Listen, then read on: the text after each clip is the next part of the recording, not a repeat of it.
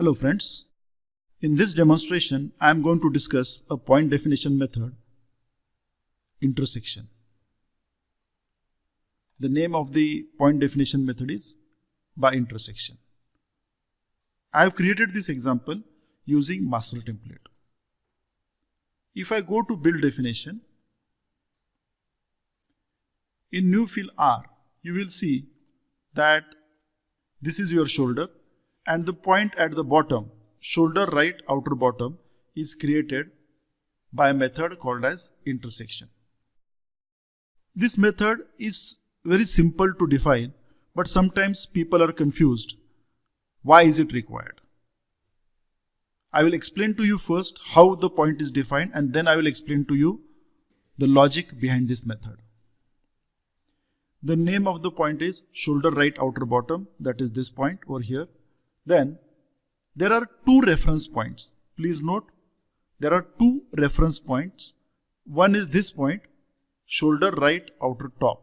So this is the first reference point, and the slope is slope side R. So this is the slope.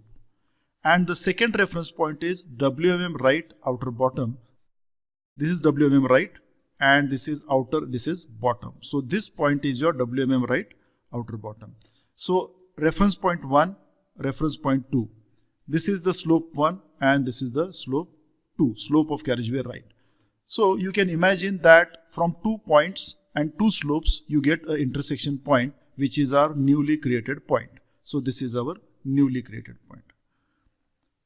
Now, I don't think there is any confusion in this, but many people believe that this width is constant, width from this point to this point, and they are tempted to use delta x SL. They think that the width is known to me, I can calculate the width and I can give the slope. No, this is not possible. This is because this slope most of the time is fixed, but this slope is varying. So as the slope of carriageway changes, you will see the width from this point to this point is going to increase or it is going to decrease. This is what I am going to show you now. I exit. Please note, this is the point that we have created by method of intersection. This is reference point 1, this is slope 1, this is reference point 2, this is slope 2. Just for our better understanding, I am going to put some dimensions over there. I go to drawing setup and I will put a dimension linear, shoulder right outer top, shoulder right outer bottom. I will take the horizontal distance.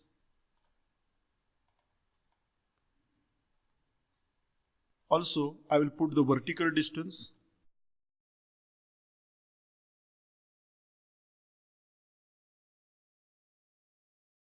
So now you will see here, this distance is 0.52 and this height is 0.26. I will go to parameters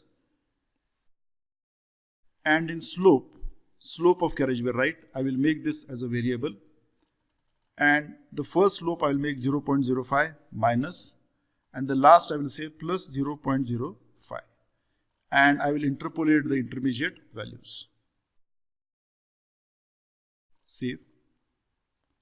Now this is my chain edge 0, and now you will see this width is equal to 0.60 and this height is equal to 0.30.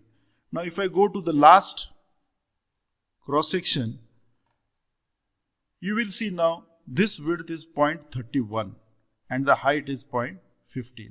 So if I gradually go from one cross section to another, you will see that for every section the width and height is slightly changing because the slope of carriageway at the bottom is changing. You can see clearly that the side slope remains constant and the bottom slope is changing. So this width and this height is going to change as the slope changes. Many people are confused about this, so I have made it a point to elaborate more about this intersection method.